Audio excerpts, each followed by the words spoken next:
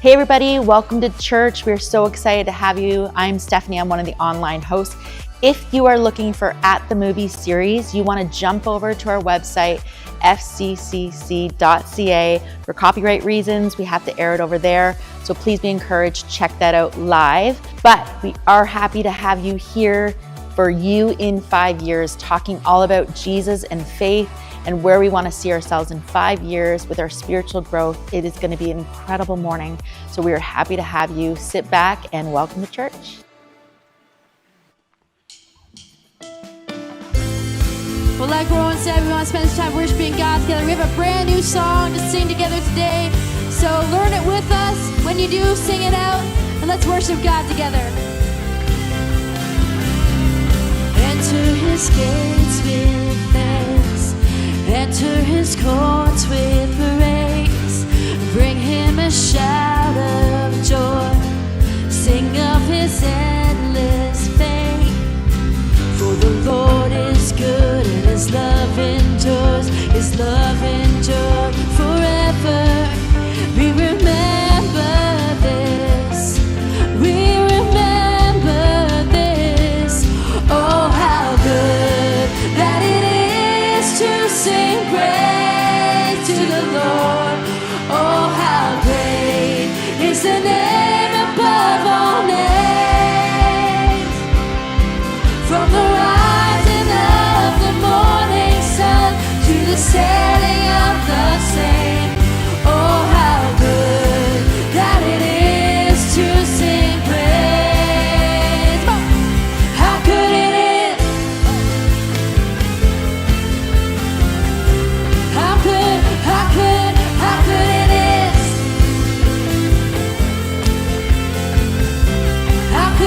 How good. Rivers will clap their hands. Mountains will lift their song. Even the rocks cry out, and creation stands in awe of the one who was, and the one who is, and the one who reigns forever. And we remember this. Oh, we remember this. Oh, how good that it is to sing praise to the Lord. Oh, how great is the name above all names. From the rising of the morning sun to the setting of the same. Oh, how good that it is to sing praise. Go! How good it is. How good it is. Go on, sing again.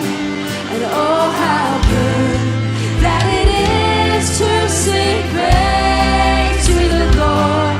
Oh, how great is the name above all names. From the rising of the morning sun to the setting of the same. And with every breath inside our lungs, forever we will sing. Oh, how good that it is to sing praise. Sing again. And oh, how good that it is to sing praise. How good it is. How good it is. How good it is.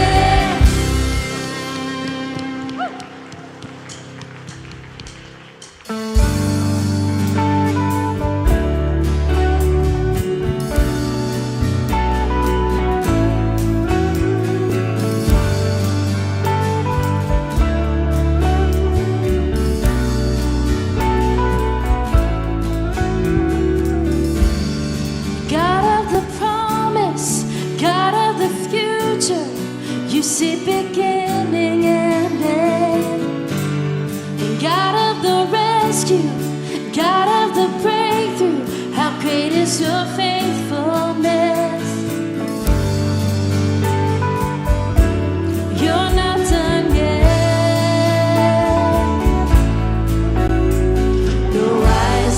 seen, no ear has ever heard, no one could ever comprehend. Your word will be enough, your promise we will trust. Greater things are still ahead. You're not done yet. You're not done yet.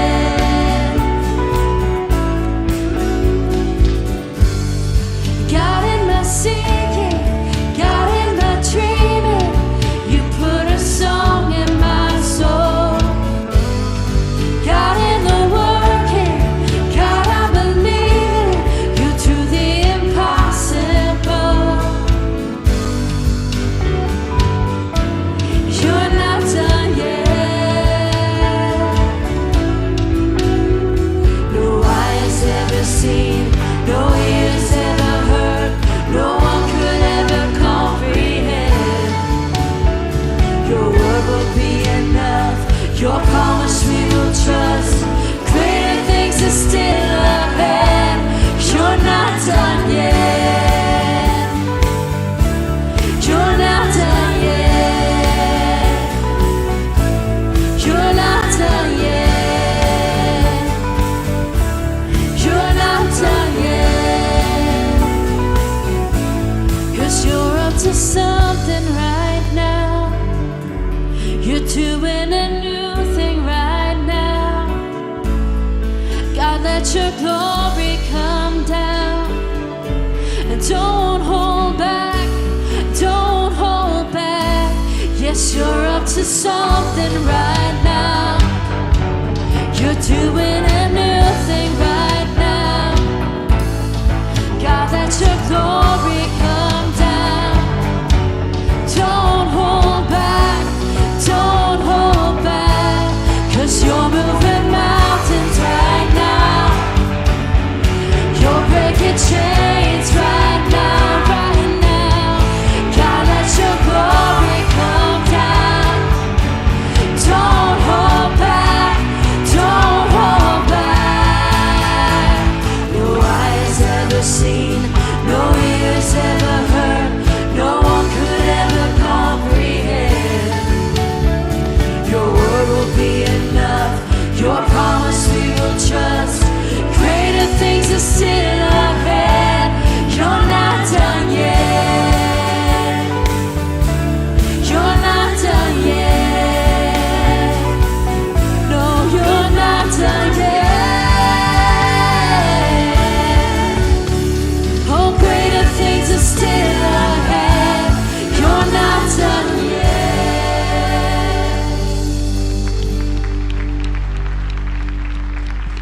Oh, that's such a powerful reminder this morning. Before you sit down, why don't you just turn and welcome someone to church today?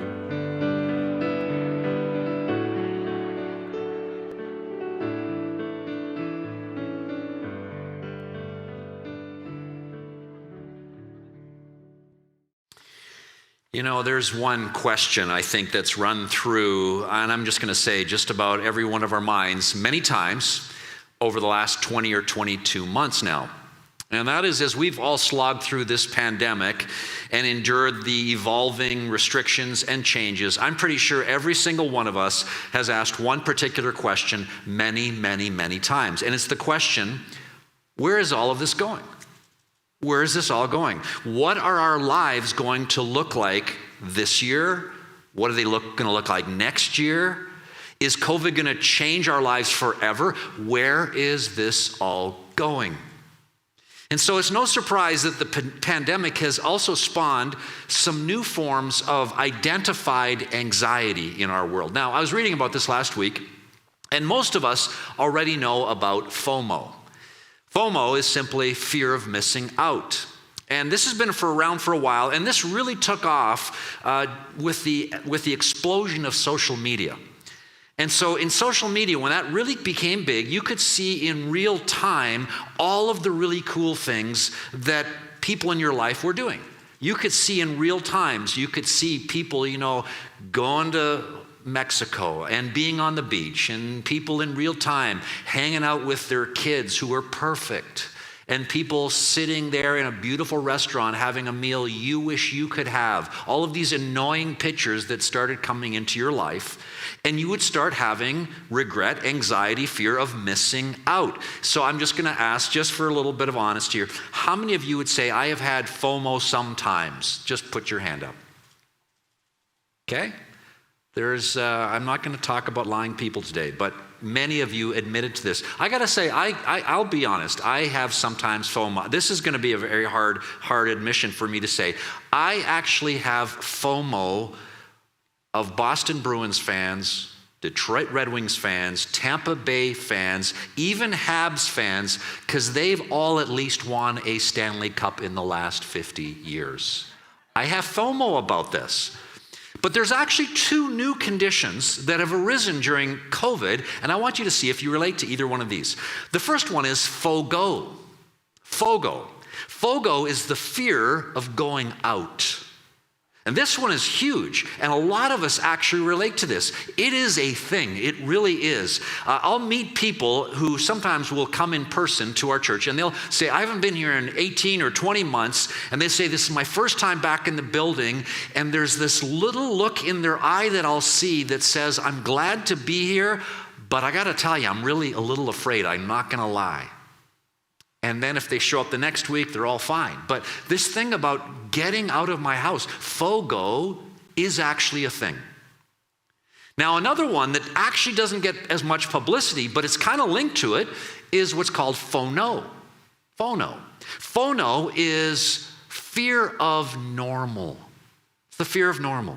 It's this desire that our life would actually not go back to what it was. It's this desire that life would stay the way it is, that my interactions with people, my more time at home, the slower pace, like lock us down forever.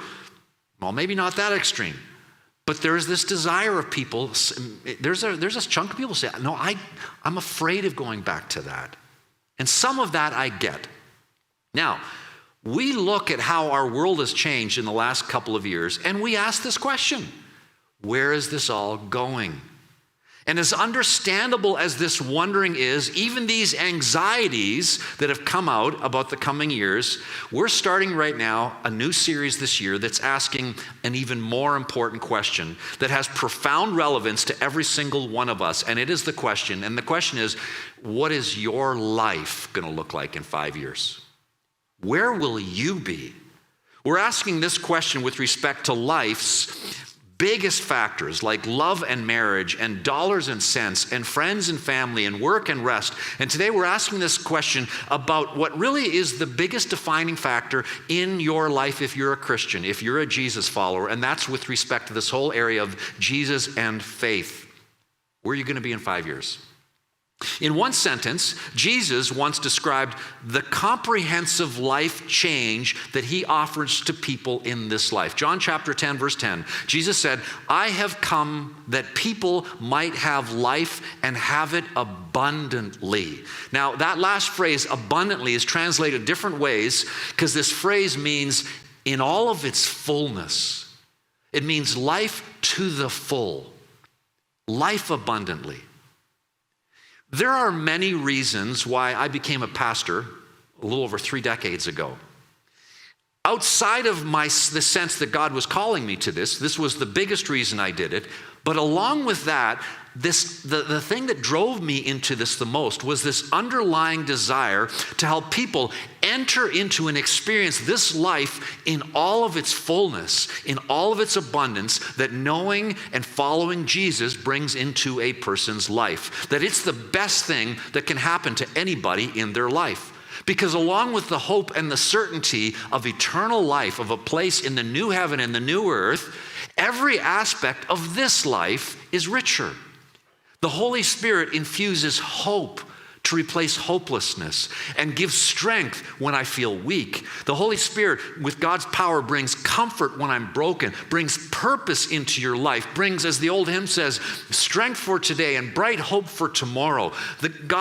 When Jesus is in your life, it affects your attitudes, a sense of peace, of the presence of God, relationships, perspective, experiences in your work and your rest. It affects everything. Life abundantly, life in all its fullness. And as I've watched people through the years, I've watched many people, literally thousands of people, take steps into this relationship with Jesus, this abundant life that he offers. I've seen thousands of people investigate and start and explore that life and start worshiping and start praying and opening themselves up to the teachings of Jesus and the Bible and taking steps of connecting to others, and faith starts growing. But then I've also noticed for many people, their faith starts to fizzle out at some point. They had this early joy, this early start that they experience, and then they regress. And then they end up back in LBJ, life before Jesus. A life before Jesus, on your own again. On your own, with your own power, just trying to figure out life, how to conquer your problems, on your own dealing with your guilt, on your own dealing with grief, on your own dealing with the grind of life. And so what I want to do is I want to talk to you today about you, whether you're an early follower of Jesus in your Christian journey, or, and I mean this, if you've been on a Christian path for decades. I want to ask you, in 5 years, where will Jesus and faith be in your life in 5 years? And I'm going to ask you, will it be over here or over here? Will it be over here? Will you be experiencing not a perfect faith, not a perfect life, but a growing experience of life in all its fullness, of peace and joy and presence of God and hope and purpose and assurance? Or will you find yourself here back on your own, scrapping through life, looking for hits of happiness, looking for little bits of relief and little wins, but real life, real peace, real joy, real comfort, real hope, real purpose is not there? Will your relationship with Jesus and the power of faith be stronger in your life in 5 years or weaker? And I want to say up front that there are some core patterns that we have taught on many times that will have a huge influence on where you are in 5 years in your relationship with Jesus. And these are patterns of prayer and prayer patterns and worship patterns and Bible reading patterns and being exposed to the teachings of the Bible at church and serving patterns and using your gifts and interacting with others. Without these, your faith relationship with Jesus will slide and diminish and leave you where you don't want to be. But I'm not going to focus on these patterns this morning. I'm not going to focus on them. What I want to talk about is what actually undergirds these habits, these life patterns. I want to talk to you about these. There are two primary factors that will have a disproportionate influence on where your faith relationship with Jesus will be in 5 years. And these two factors are trust and connection. They're trust and connection. I want to talk to you about growing your trust and maintaining your connection. And so starting off, let's think about what does it mean to grow your trust. Probably the clearest verses in the Bible on the trust factor of our lives and how it grows is found in a very famous 2 verses in Proverbs chapter 3. And I want to net these verses out in detail because they're so blindingly illustrative. They're actually so illustratively, and they give such clarity. This is what the Bible says. It says, trust in the Lord with all your heart and lean not on your own understanding. In all of your ways acknowledge him and he will make your paths straight. I want to start off by saying that one of the reasons that these verses in the Bible are so central is because it speaks to this most important thing in your life. Trust in the Lord with all your heart. Now, at one level, this means placing your relationship with God, your relationship with Jesus, as the number one priority in your life. Trust the Lord with all your heart, at the center of your heart. Because sometimes we want to have our relationship with Jesus as like a wonderful extra, a great addition to our life, but not at the center. It's like, when you go out for dinner, like there's the main course and then there's the sides. The main course is going to be the steak, or it's going to be the salmon, or it's going to be the chicken. And then you got the sides. You got the broccoli or the carrots or the baked potato. Trusting the Lord with all your heart means at one level that Jesus is the main course. He's not a side. If Jesus is a nice extra to my life, but my life is primarily about my family or my career or my reputation or my achievements, in 5 years, you won't be any closer to life in all its fullness. Growing your trust in God at the center of your life is the most important thing in all of life. But here's the thing, it doesn't grow automatically. It doesn't. See, sometimes trusting God, sometimes believing in Him is actually relatively easy. Sometimes it is.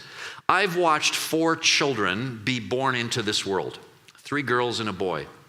And every single time, the experience has been so powerful, so emotional, that in that moment, all I could do is marvel. And in those moments, it was really, really easy for me to believe and trust in God in an incredible moment in life like that. It was very easy. But I have also stood with people over the gravesite of children whose lives were cut short by a disease or a tragic accident. And believing and trusting God is not nearly as easy in those moments. Or think about somebody who prayed all their life for an alcoholic father who was slowly killing himself and wreaking havoc on the lives of everybody around them, and the father never changed.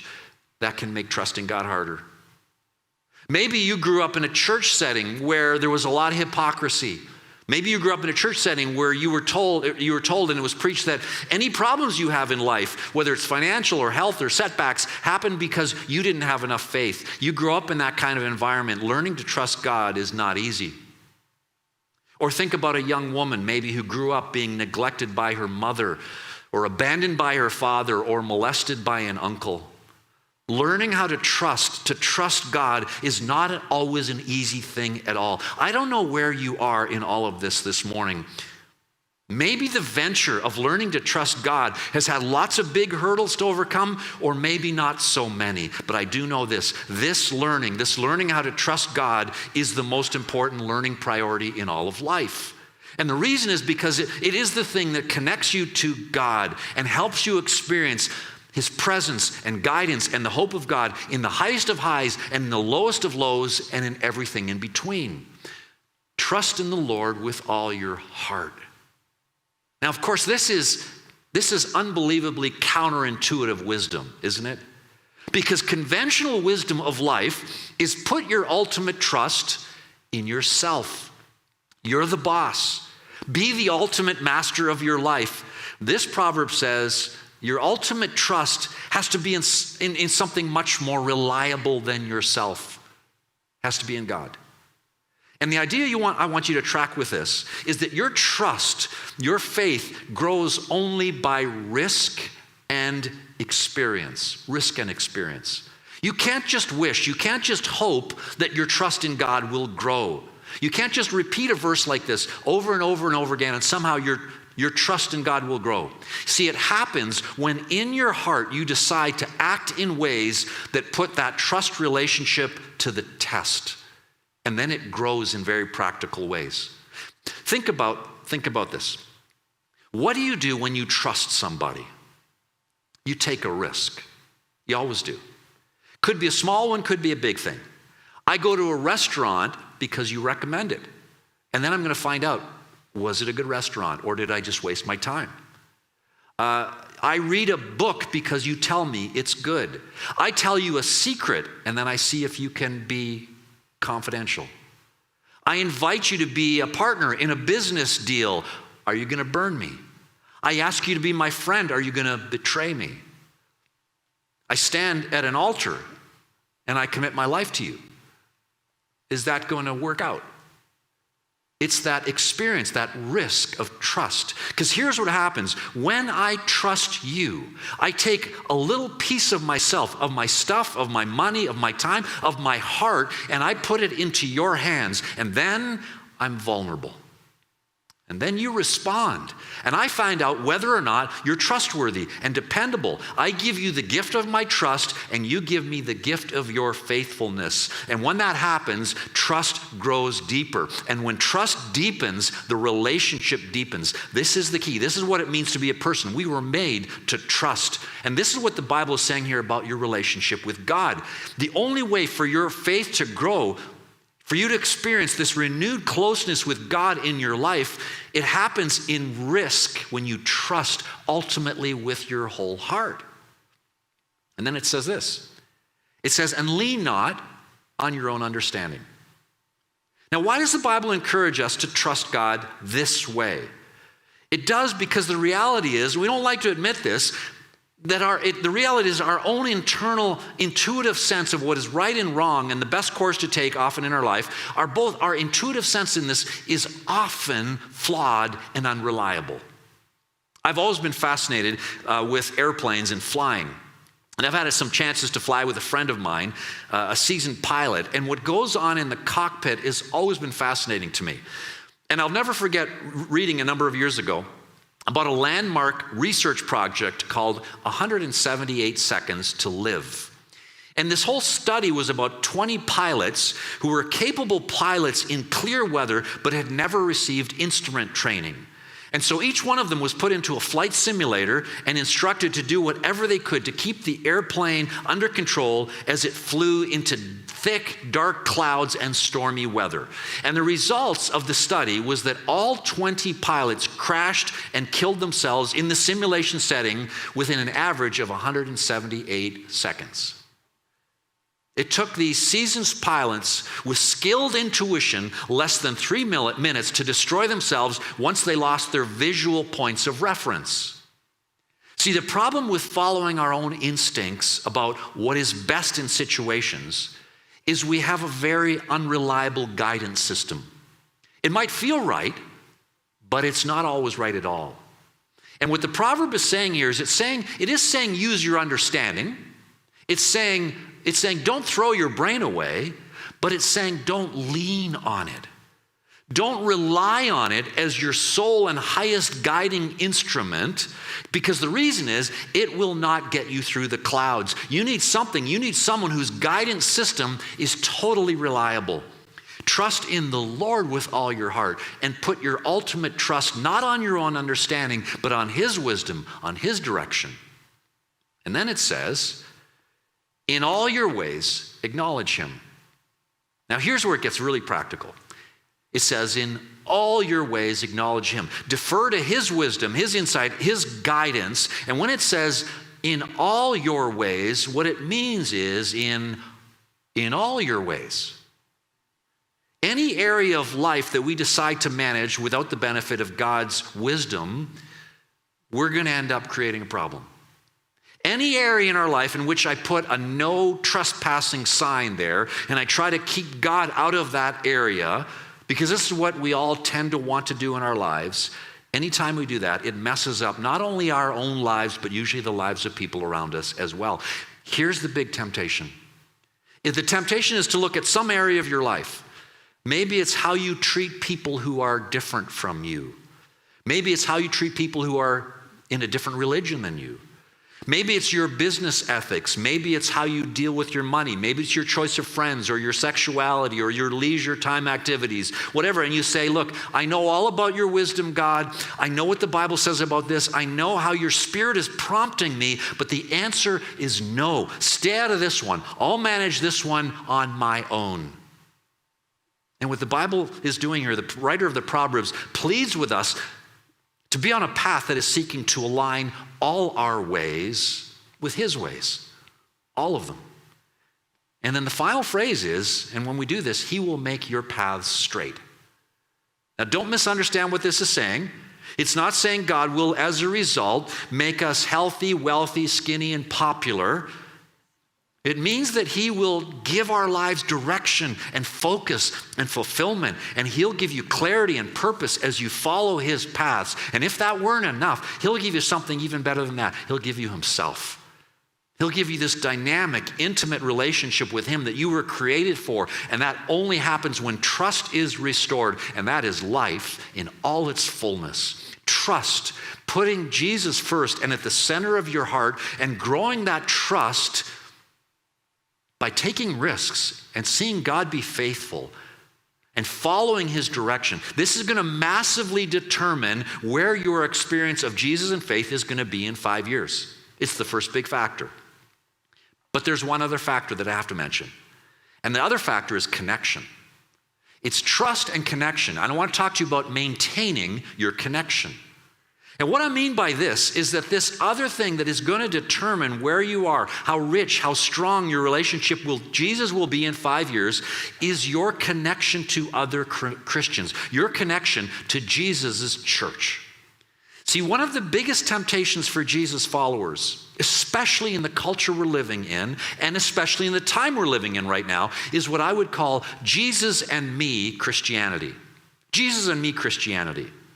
That my faith, my being a Christian, is about Jesus and me. The church is a nice extra. Church can support my Jesus and me Christianity, but it's an option. It's Jesus and me Christianity. And if you haven't felt this temptation already, you will. The temptation is to start thinking about your connection to your church family as optional. And there's all kinds of reasons why this can happen in a person's life. Maybe because you were hurt or disappointed by some Christians in your life. And this happens because Christians disappoint. We all at times disappoint others. I disappoint. Sometimes we get so hurt, we say, well, I can't do church. Maybe it's because you've noticed some Christians who are weird. True story. There's a lot of weird Christians. There are. There's a few in the room today. I know this. There really is. Maybe it's because you got into a new sport. Or maybe one of your kids got into competitive team, or you picked up a new hobby, or you got a new job and it conflicted with your church involvements, with worship or serving or a village that you're in. And you thought, you know what, it's not going to hurt too much. I can always pick up my church connection later. It's nice to have, but Jesus and me, we can carry on. And people generally think that this is going to be just temporary. I'll be okay. I'll keep my faith alive and growing. But inevitably, it doesn't work out that way. For Jesus, for Paul, all through the Bible, a relationship with Jesus is bound up together with your relationship with his family, with the church. It says it so clearly in so many areas of the Bible. I love this one. 1 John 5, verse 1. It says, everyone who believes that Jesus is the Christ has become a child of God. And everyone who loves the Father loves his children too. There are two things you can't do alone. You can't be married alone, and you can't be a Christian alone. You can't. Love God, love his children. The Bible has the images the Bible has for the church are so profound. The body of Christ, the bride, the treasured bride of Jesus. And without an ongoing vital connection to Jesus' community, people lose faith. They just do. There's the old Zambian proverb that says, if you want to run fast, run alone. If you want to run far, run together. So insightful. Here's the truth. Your life, your relationship with God is not a 50-yard dash. It is a marathon. And if you want to run far, if you want to get there, the only way is staying connected to Jesus' family in your life. You know, here's something I've noticed during COVID. COVID has had an effect on two different groups of people within churches, and I would say within Forest City Community Church as well. Two different groups. The first group is not surprising. Some less connected, less grounded Christians have stumbled and lost connection. They've just drifted, they've disconnected, and their faith is struggling, and 5 years ahead doesn't look very promising for them if they don't get reconnected at some point.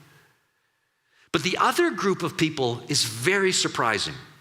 And that's people with a long Christian story, with many years of being a Christian, of serving, of connecting, and they would consider themselves to be mature Christians. But I've seen some of them also withdraw significantly and say, you know what, I'm fine with limited connection to the church. I'm fine actually with maybe even very little. Like I'll watch a little bit, maybe online if it works out for me, but all of this is an option. Jesus and me are fine on our own. And what this COVID is revealing is for many of them, they're showing themselves to be not mature at all. Because mature, grounded Christians have always understood that Jesus and being connected to him and his church is a package deal. And the 5-year prospect for some of these folks isn't very good. Now, I used this illustration last spring, and I'll do it again because it's so remarkably insightful. I'll never forget reading years ago about a young man who was really struggling, and he had come to faith in Jesus, but he found himself drifting away and drifting in doubts and difficulties and losing his faith. And so he went to see this older Christian mentor, this older man. And he sat by the fire in this man's house together, and as the younger guy told the older man about what was going on in his life, the older man, he actually didn't say anything. He just listened. And as he was listening, he went over to the fire and he took a red hot coal, and with tongs he took it out of the fire and he put it on the stone away from the rest of the fire. And as the young man continued talking on about his struggles and his doubts and his difficulties, the man just allowed that coal to go from red hot to dark. I mean, just black, dark. And then after a little while, he got the tongs again and he put that coal back into the fire. And within a few minutes, the coal was red hot again. And this older Christian man didn't have to say anything. And the young man left knowing exactly why his faith had gone flat. Because the lifeblood of a Jesus-centered, life in all of its fullness faith is deep connection to other Christians. You can't get there without it. So maintain your connection. Make it one of your life's biggest priorities. Whether right now it's still online or whether it's in person, have faith conversations. Be connected in a village. Be connected serving when you can. It is indispensable in staying anchored to Jesus' life in all of its fullness. You know, the music team is going to sing this closing song, but let me just say this. This is my prayer for you. This is my prayer for every single one of you. Every one of you, whether you're just starting out, as I know a lot of people in this church that we always reach are just starting out in your faith journey, or whether you've been part of Forest City Community Church for many, many years, this is my prayer for you, because my calling, my motivation for ministry hasn't changed over the decades. To help people experience Jesus and his grace and his peace and his hope and his presence and his forgiveness and his life, his power, his life in all of its fullness. There's nothing like it. And I want you to know more of this life in all its fullness in 5 years than you know today. I want you to be thriving and still growing and still trusting. And whether COVID is still here or not, and whether FOMO or FOGO or FONO is infecting our world and our lives or not, your life will be anchored and experiencing Jesus' life in all its fullness as your trust in him grows and your connection to his family stays strong. Thank you so much for joining us this morning. We just want to encourage you, if possible, if you're around, we'd love to invite you to Alpha starting 10, 20, 30. So if you're in your 20s or 30s, we want to encourage you to check out this 10-week course. It is truly life-changing, such a great way to start off this new year. So be encouraged to check that out, and we will see you next week.